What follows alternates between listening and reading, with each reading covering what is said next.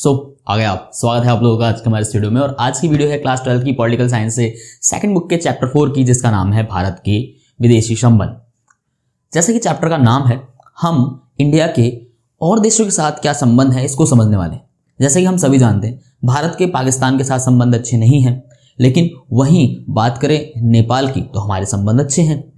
China के साथ हमारे कुछ हिस्सों में यानी कि कुछ मुद्दों पे अच्छे संबंध हैं, कुछ पे नहीं है। अमेरिका से हमारे संबंध अच्छे हैं। ऐसा आप बहुत सारी कंट्री से भारत के संबंध देखते हैं। तो क्या ये चैप्टर इस वक्त दुनिया में किस देश के साथ हमारे कैसे संबंध है इस पर बेस्ड है? नहीं, ये चैप्टर सिर्फ और सिर्फ बेस्ड है उस दौर में जब नेहरू जी के हाथों में भारत की बागडोर थी, और उस वक्त भारत के किन देशों के साथ कैसे संबंध थे, इसी को हम इस चैप्टर में समझने वाले हैं। तो चलिए शुरू करते हैं आज की वीडियो। भारत की विदेश नीति को नेहरू की विदेश नीति भी कहते हैं। कारण ये है कि नेहरू भारत के प्रधानमंत्री होने के साथ साथ हमारे विदेश मंत्री भी थे, और इनकी विदेश नीति के 3 महत्वपूर्ण हिस्से थे। पहला था, बड़ी मुश्किल से प्राप्त हुई स्वतंत्रता को किसी भी हाल में गंवाना नहीं है, उसे खोना नहीं है, यानी कि स्वायत्तता को बनाए रखना है।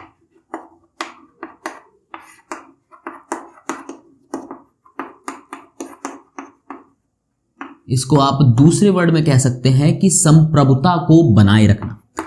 दूसरा, इनकी विदेश नीति का जो सबसे महत्वपूर्ण घटक था, एकता और अखंडता को भी बनाए रखना।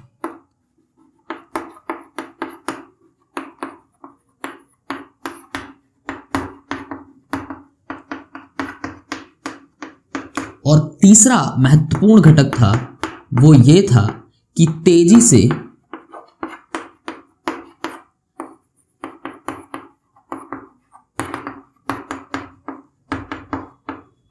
सामाजिक विकास करना।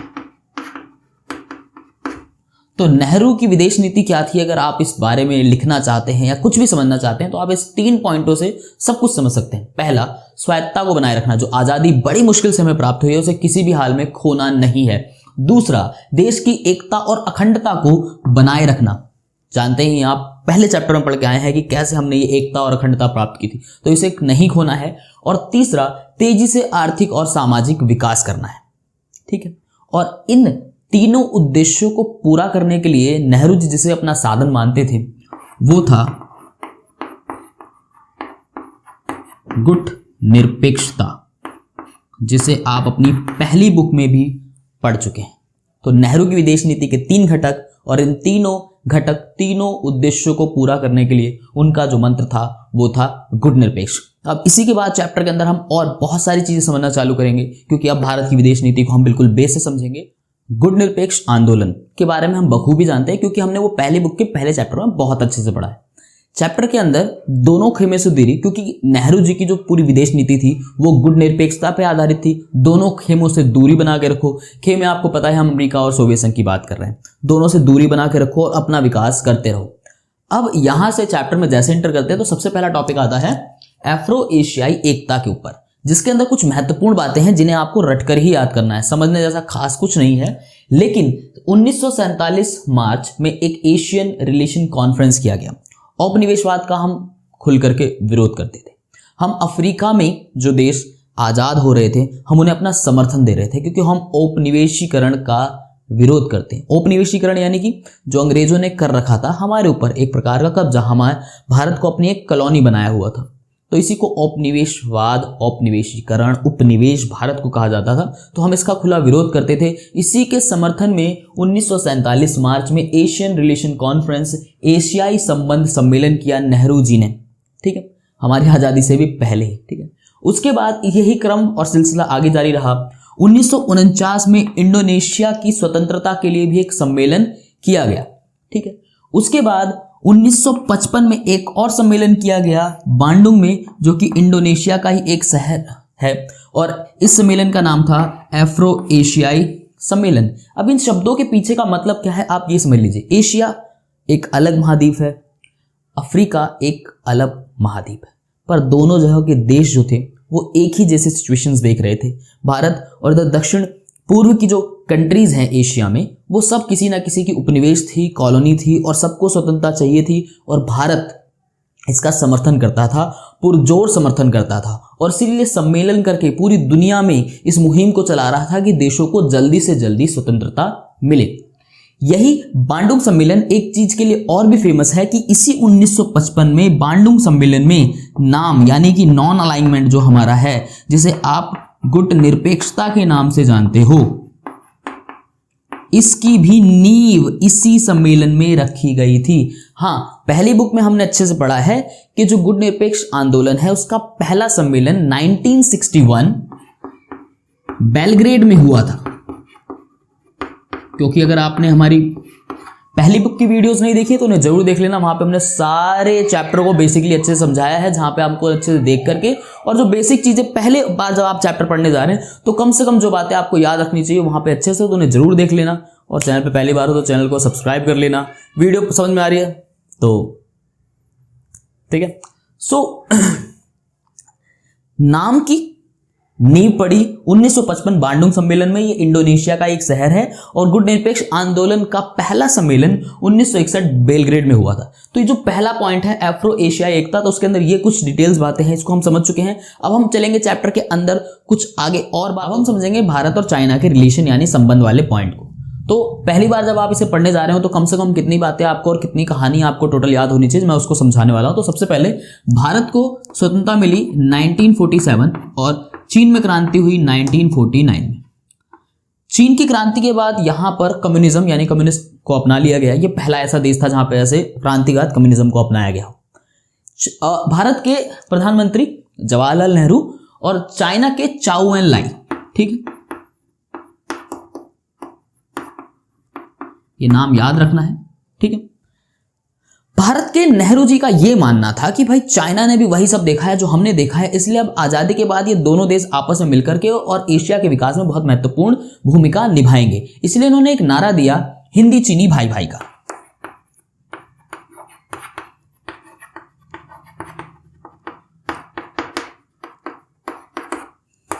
जबकि जो सरदार वल्लभ भाई पटेल थे उनको ये लगता था, उनका ये मानना था कि आने वाले समय में चीन जो है भारत पर हमला कर सकता है। लेकिन नेहरू क्योंकि भारत के विदेश मंत्री थे तो होना वही था जो उनकी मर्जी से था।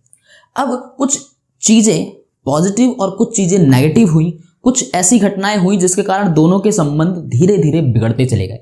जैसे सबसे पहले पॉजिटिव चीज ये हुई कि दोनों देशों ने 1954 में पंचशील समझौते पर हस्ताक्षर किए, यानी आपस में एक पंचशील समझौता किया। अब ये समझौता जो है वो पूरी तरह शांति पर आधारित था, यानी कि दोनों देशों ने आपस में 5 सिद्धांतों पर हस्ताक्षर किए जो इनके सहयोग, इनके विकास और दोनों देशों की शांति से जुड़े हुए थे। लेकिन 1950 में ही चाइना ने क्या किया कि एक स्वायत्त हिस्सा है, अगर आप वर्ल्ड मैप उठा के देखेंगे तो भारत, नेपाल के ऊपर है तिब्बत एक स्वायत्त इलाका था जो किसी का भी नहीं था, एक स्वायत्त क्षेत्र था। 1950 में चाइना ने उस पर कब्जा कर लिया, क्योंकि एक चाइना की पॉलिसी है माओ जेडोंग की, जिसमें अपना वो विस्तारवाद की नीति अपनाता है, अपने देश का लगातार विस्तार करता है, जिसे आप ग्रेजुएशन की क्लासेस में पढ़ेंगे कि उसकी जो थ्योरी है वो एक पाम थ्योरी है और जो माओ जेडोंग के द्वारा दी गई है। और ये तिब्बत है और ये 5 फिंगर अलग अलग स्टेट जिन्हें वो कैप्चर करने के बाद अपने आप को पूरा करेगा उसके ऊपर है, तो सिलेबस से बाहर नहीं जाएंगे। तो तिब्बत पर उन्होंने कब्जा कर लिया। भारत ने शुरू में तो इसका विरोध नहीं किया, लेकिन फिर भारत ने इसका खुलकर के अंतर्राष्ट्रीय स्तर पर विरोध करना चालू किया कि भाई ये चाइना के द्वारा जो किया जा रहा है ये गलत है। अब इसी दौरान जो है जो तिब्बत की स्थिति थी वो अच्छी नहीं थी, पर चाइना ने कहा कि हम तिब्बत पर जब कब्जा कर रहे हैं तो हम उसे अधिक स्वायत्तता देंगे, उसकी हालातों को सुधारेंगे। तिब्बत के नेता थे, धार्मिक नेता थे, जिनका नाम है दलाई लामा। ये फिलहाल वर्तमान में भी जिंदा हैं, थे कहना गलत होगा, है दलाई लामा है। पर क्योंकि वहां पर चीनी सेना का जो है अतिक्रमण हुआ, उन्होंने वहां के लोगों के साथ कुछ जुर्म ढाया, जिसके कारण हुआ क्या कि 1959 में दलाई लामा ने भारत से शरण मांगी और भारत ने इन्हें शरण दे दी और ये भारत में आए धर्मशाला से। धर्मशाला जो है उत्तराखंड की एक जगह है जहां पर आपको आज भी बहुत सारे तिब्बतीज रहते मिल जाएंगे, क्योंकि दलाई लामा के साथ आए थे और भारत में आके बस गए 1959 में। अब चाइना ने इस पे क्या कहा कि भारत जो है उनके घरेलू मामले में हस्तक्षेप कर रहा है। अब इस हस्तक्षेप का, ठीक है, चीन ने विरोध किया। साथ में इसी के साथ 1957 और 59 के ही बीच, यानी 57 से 59 के बीच चाइना ने आक्रमण कर दिया भारत के ऊपर, जो जम्मू कश्मीर में जो लद्दाख वाला हिस्सा है वहां पर, और अक्साई चीन कब्जा कर लिया और उसे अक्साई चीन कह दिया, और यहां पर अच्छे से निगरानी रख सके इसलिए वहां पर उसने सड़कें बना दी। तो यहां पे देख रहे हैं कि चीन के द्वारा लगातार संबंधों को बिगाड़ने के प्रयास किए गए। उसके बाद नेहरू की क्योंकि विदेश नीति थी, हमारे बॉर्डर पे जो है अर्धसैनिक बल थे, लेकिन इसका खामियाजा हमें फिर भुगतना पड़ा 1962 में पहली बुक याद करोगे तो आपको याद आएगा कि भाई 1962 में तो क्यूबा मिसाइल संकट हुआ था। सेम उसी वक्त उसी समय चाइना ने भी भारत के खिलाफ अपना मोर्चा खोल दिया, सेना खोल दी, और नेफा, यानी जो अब अरुणाचल प्रदेश है वो तब नेफा होता था, वहां से चीनी सेना अंदर घुस आई क्योंकि हमारे अर्धसैनिक बल थे तो कुछ हो नहीं पाया, और सेना घुसती हुई असम के मुख्य द्वार तक चली आई, और आखिर में जाकर के फिर चीन ने ही एक तरफा विराम घोषित किया और उसकी सेना वापस वहीं लौट गई जहां उससे आई थी। और इसी 1962 के युद्ध की याद में आप एक हर साल 15 अगस्त 26 जनवरी पे गाना सुनते होंगे, मेरे वतन के लोगों जरा आंख में भर लो पानी। ये उसी के बाद उन्हीं सैनिकों की याद में लता मंगेशकर जी ने गाया था, जिस पर बड़े बड़े नेता लोग रो पड़े थे, तो उसका भी एक साइड में पॉइंट आपको मिल जाएगा। सो ये है भारत और चीन के संबंध, जिन कारणों से लगातार बिगड़ते चले गए, और उसके बाद भारत और चीन के संबंध बिगड़े रहे 1976 तक। 1976 में आके अटल बिहारी वाजपेयी द्वारा चीन का पहला दौरा हुआ जब वो हमारे विदेश मंत्री थे, और फिर हालात धीरे धीरे सुधरने हुए। अगला दौरा 1988 में जो है राजीव गांधी जी के द्वारा किया गया, और फिर हमारे जो संबंध है वो आर्थिक रूप में बढ़िया हुए, व्यापार में हम दोनों एक दूसरे के करीब आने लगे। लेकिन सीमा विवाद जो है वो अभी भी बना हुआ है, क्योंकि भारत तो ये कहता था कि भाई सीमा विवाद जो है वो अंग्रेजों के समय में ही ठीक हो चुका है, लेकिन चाइना का ये मानना है कि अंग्रेजों के समय में जो हुआ उसको हम मान्य नहीं कर सकते। तो भारत के लद्दाख में, अरुणाचल प्रदेश के हिस्से में जो है सीमा विवाद है, बना हुआ है, अभी भी बना हुआ है। तो इसके साथ ये कंप्लीट होता है आपका ये वाला हिस्सा। अब चलेंगे इससे आगे भारत और पाकिस्तान के संबंध। अब बात करेंगे भारत और पाकिस्तान के बीच के विवाद की। और भारत और पाकिस्तान का विवाद, दुश्मनी, लड़ाई कौन नहीं जानता, पूरी दुनिया जानती है। आज़ादी के बाद से ही 1947 में ही इन दोनों के बीच में एक युद्ध हुआ कश्मीर को लेकर। पहले चैप्टर की वीडियो याद है जहां पे बहुत तेज समझाया था मैंने, नहीं देखी है तो जरूर देखो, हर एक चैप्टर की वीडियोस हैं और बहुत अच्छे से कहानियां हैं, सब समझाई गई हैं, तो उन्हें जरूर देख लेना। उसके बाद दोनों के बीच में हमेशा एक मुद्दा जो हमेशा से लड़ाई का कारण रहा वो है कश्मीर। उसके अलावा भी कुछ मुद्दे हैं, जैसे कि सिंधु जल विवाद है, एक सिंधु नदी के जल को लेकर विवाद है, और इस पर विश्व बैंक की सहायता से 1960 में वर्ल्ड बैंक की सहायता से इन दोनों के बीच में जो है एक सिंधु जल संधि हुई थी। तो आप ये याद रख सकते हैं, सिंधु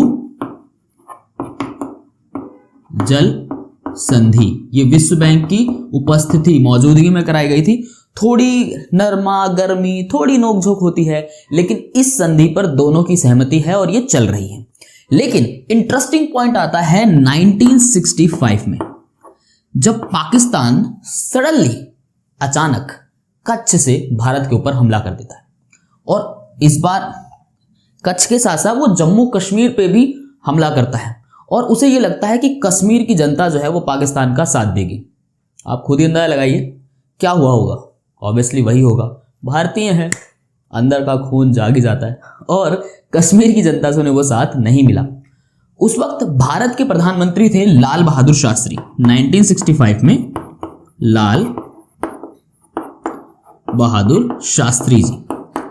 अब आप सोच रहे हैं नेहरू जी क्या हुआ, तो नेहरू जी की मृत्यु जो है वो 1964 में 27 मई को हो गई थी। उसके बाद जो अगले प्रधानमंत्री बने देश के वो थे लाल बहादुर शास्त्री जी। आपको याद रखना है, पहले भारत के प्रधानमंत्री जवाहरलाल नेहरू, दूसरे लाल बहादुर शास्त्री जी। और उस वक्त जब हमने ये युद्ध देखा तो लाल बहादुर शास्त्री ही जो है प्रधानमंत्री थे।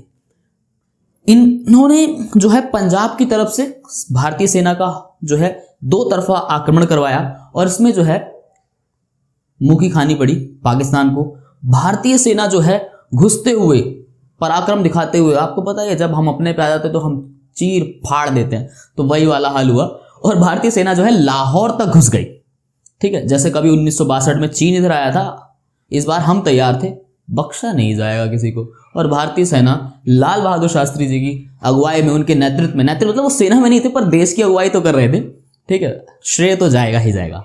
और उनकी सेना में वो लाहौर तक पहुंच गई। फिर उसके बाद जो है संयुक्त राष्ट्र संघ और अंतर्राष्ट्रीय हस्तक्षेप के द्वारा जो है ये युद्ध विराम दिया गया, इसको रोका गया। और उसके बाद लाल बहादुर शास्त्री, पाकिस्तान के जनरल अयूब खान, आपको याद रखना है, पाक के जनरल अयूब खान के बीच 1966 में एक समझौता हुआ जिसे ताशकंद समझौता कहा जाता है, काफी फेमस है, ठीक है। और इसकी मध्यस्थता जो है सोवियत संघ ने करी थी। जनरल भारत के लाल बहादुर शास्त्री प्रधानमंत्री और पाकिस्तान के जनरल अयूब खान 1966 में हुआ ताशकंद समझौता। और इसी समझौतों के करने के बाद जब लाल बहादुर शास्त्री जी लौट रहे थे तो उनकी एक विवादास्पद स्थिति में उनकी मृत्यु हो गई थी। कहा जाता है कि वो एक प्लान्ड मर्डर था, हत्या थी, बट मिस्ट्री अनसॉल्व है, जैसे कि भारत के बहुत सारे नेताओं की रह गई है। इसके बारे में कोई ज़्यादा डिटेल नहीं है आपके चैप्टर में, तो आप उसको हम छोड़ेंगे और आगे बढ़ेंगे। उसके बाद एक और वर्ल्ड फेमस चीज़ है भारत और पाकिस्तान के बीच में विवाद का, वो है 1971 का विवाद, जो आप अपनी फर्स्ट बुक के 5th चैप्टर में भी थोड़ा बहुत समझ चुके हैं। यहां पर आप उसको हम डिटेल समझने वाले हैं। जब 1971 के चुनाव हुए पाकिस्तान में, उस वक्त पाकिस्तान दो थे, आपको पता ही है, एक पश्चिमी पाकिस्तान, एक पूर्वी पाकिस्तान। तो पश्चिमी जो पाकिस्तान है वहां पर तो जुल्फिकार अली भुट्टो जी की सरकार आई, बट जो हमारा पूर्वी पाकिस्तान है, जो बाद में बांग्लादेश बन गया, वहां पर शेख मुजीबुर रहमान की पार्टी को बहुमत मिला।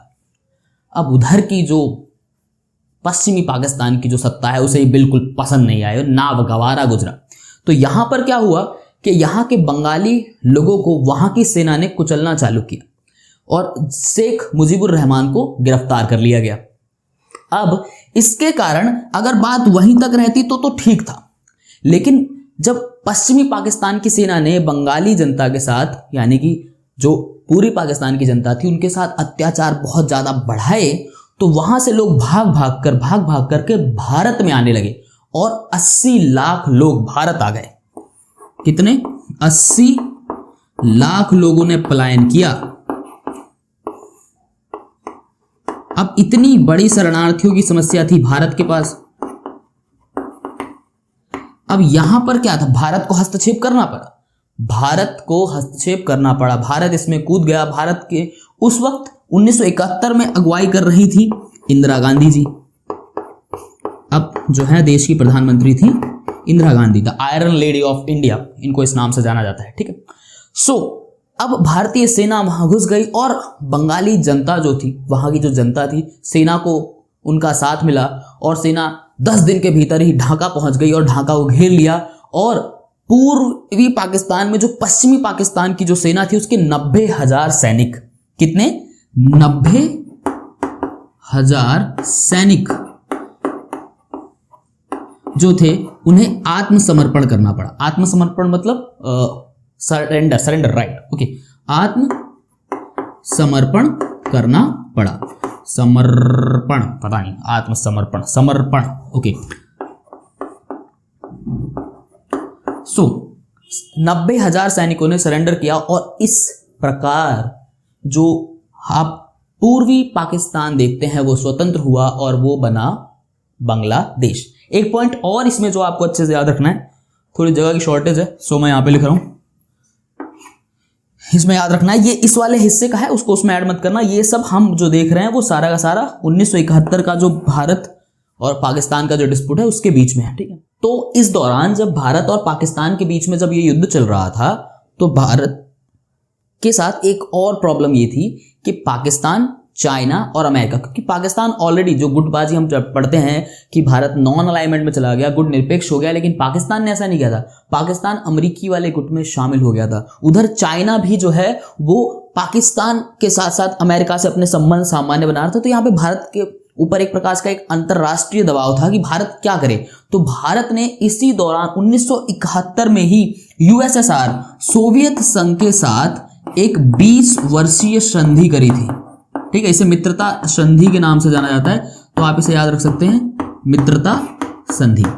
और इन्हीं वजहों से कुछ लोग कहते हैं कि जब भारत ने सोवियत संघ के साथ ये 20 वर्षीय संधि करी तो भारत उसके गुट में शामिल हो गया, जबकि यह हकीकत नहीं है। हमारे सामने कुछ और चारा नहीं था, हम अपने देश की सुरक्षा को बनाए रखने के लिए हमें ऐसा करना पड़ा कि हमें सोवियत संघ के साथ मित्रता संधि करनी पड़ी 1971 में, 20 वर्षीय मित्रता संधि। उसके बाद दिसंबर की ये सब बात है, सब कुछ हो गया। उसके बाद जुलाई 1972 में जाके, ठीक है,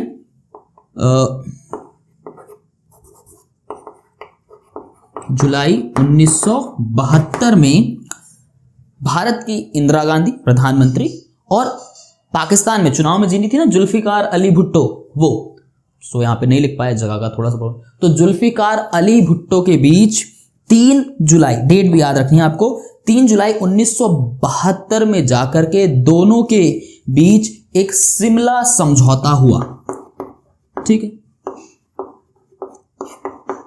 और उसके बाद जो है वो शांति अब कायम है। तो कुल मिला जुला के जो पूरा पॉइंट अभी तक हुआ है वो है भारत पाकिस्तान के बीच में क्या क्या विवाद रहे हैं। तो कश्मीर एक मुख्य मुद्दा रहा है। उसके बाद सिंधु जल नदी, जो कि 1960 में जो है विश्व बैंक की मदद से सिंधु जल नदी संधि के हिसाब से हो गया डन। देन उसके बाद 1965 की वॉर, जिसमें ऑब्वियसली भारत विजयी रहा और भारत की तरफ से एक तरफा युद्ध विराम रहा। उसके बाद जो है भारत के लाल बहादुर शास्त्री और पाक के जनरल अयूब खान के बीच में ताशकंद समझौता हुआ 1966 में, आपको याद रखना है। उसके बाद एक बार और युद्ध जैसी स्थिति आई 1971 में, जब जो पूरी कहानी मैंने समझाया उसको दोबारा समझाएंगे तो बहुत लंबा होगा, लेकिन मोटी मोटी कि भाई 80 लाख लोग, ये सेम डेटा है, मैच करता है 1947 में जब भारत का बंटवारा हुआ भारत पाकिस्तान का, तो जो लोगों का पलायन हुआ था सेम उसी से मैच करता है। इतने लोग भारत में शरणार्थियों की समस्या थी तो भारत भी उस युद्ध में कूद पड़ा, और भारत पाकिस्तान का जो एक मुद्दा ये भी है। और इसके बाद जो है 90,000 सैनिकों ने समर्पण कर दिया, भारतीय सेना ढाका तक पहुंची। उसके बाद भारत ने एक तरफा युद्ध विराम दिया, और उसके बाद भारत की जो अंतरराष्ट्रीय जो एक प्रकार की जो समस्या थी उसके चलते हमने सोवियत संघ के साथ 20 वर्षीय मित्रता संधि कर ली। देन उसके बाद 3 जुलाई 1972 को शिमला समझौता हुआ, किसके किसके बीच, इंदिरा गांधी और पाकिस्तान की जुल्फिकार अली भुट्टो के बीच। तो यह है भारत पाकिस्तान पूरा सीक्वेंस खत्म। चैप्टर का जब बेसिक ओवरव्यू ले रहे हो तो कम से कम इतनी चीजें तो आपको याद होनी चाहिए। देन अब इसके बाद हम समझेंगे हमारा परमाणु नीति वाला। 18 मई 1974 सुबह 8:05 पर भारत ने अपना पहला परमाणु परीक्षण किया। अब आपकी बुक में इतना डिटेल में नहीं है, but for your kind information and gaining your GK, just I am giving you this knowledge. और भारत ने अपना पहला परमाणु परीक्षण किया 18 मई 1974 को, और दुनिया को ये बताया कि yes we have also nuclear bombs, not that bombs, it's bomb. Okay, और इस परमाणु परीक्षण को, इस पूरे मिशन को पता है क्या नाम दिया गया था? इसका नाम था smiling, it's I not, smiling Buddha. Okay, that's why ये टॉपिक समझाते हुए मुझे बहुत ज़्यादा स्माइल आ रही थी। ठीक है, सो इस बार स्माइलिंग बुद्धा, कुछ लोग इसे स्माइलिंग बुद्धा ना पढ़ें, ये स्माइलिंग बुद्धा है। ओके, सो पहला परमाणु परीक्षण हुआ, और यहां पर इससे 10 साल पहले, जस्ट 1964 में, इससे 10 साल पहले चीन अपना परमाणु परीक्षण कर चुका था। उसके अलावा 1968 में परमाणु अप्रसार संधि,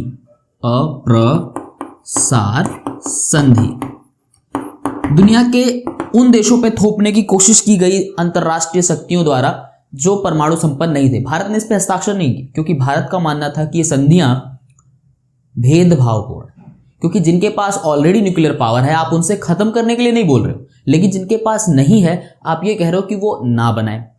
होना तो ये चाहिए, जिनके पास नहीं है वो नहीं बनाएंगे, और जिनके पास है वो खत्म कर दें। यानी भारत चाहता था कि भाई निशस्त्रीकरण हो, हथियार खत्म कर दो, शांतिपूर्ण विश्व की स्थापना करते हैं। कितना अच्छा हो ना कि दुनिया में शांति हो, सब बिल्कुल वैसे ही रहें जैसे एक परिवार में, एक खानदान में लोग रहते हैं।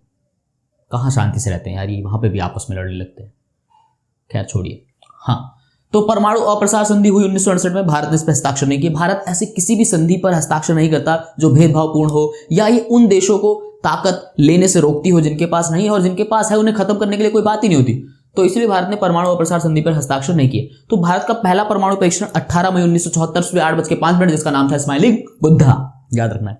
उसके बाद, और ये हुआ कहाँ मेन पॉइंट, ये हुआ कहाँ, तो ये हुआ राजस्थान के पोखरण में। अब आप कहेंगे हमने तो मूवी देखी है पोखरण, हाँ बिल्कुल सही है। दूसरा भी वहीं हुआ, दूसरा परमाणु परीक्षण हुआ 1998 में, और ये भी हुआ पोखरण में ही, ठीक है। और यहां पर 5 लगातार, यानी एक साथ 5 न्यूक्लियर टेस्ट हुए। कितने? 5, ये आपको याद रखना है। और भारत ने घोषित कर दिया कि हम परमाणु संपन्न हैं।